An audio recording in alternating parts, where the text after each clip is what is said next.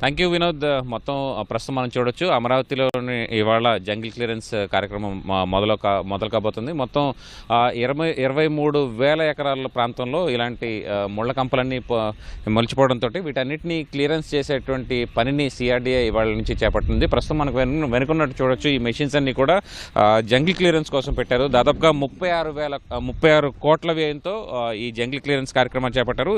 ఈ jungle clearance చేసిన తర్వాతే పూర్తి స్థాయిలో మౌలిక సదుపాయాలు, అలాగే డ్రైన్లు, డక్ట్లు, రహదారులు వంటి వాటిని ప్రాజెక్టులు చేపట్టొచ్చని చెప్పి ప్రభుత్వం భావిస్తుంది. ఇందులో భాగంగానే ఈ జంగిల్ క్లియరెన్స్ పనులు చేపట్టారు. మొత్తం ఒక నెల రోజుల వ్యవధిలో ఈ జంగిల్ క్లియరెన్స్ని చేపట్టేందుకు వీలుగా ప్రభుత్వం ప్రయత్నాలు చేస్తుంది.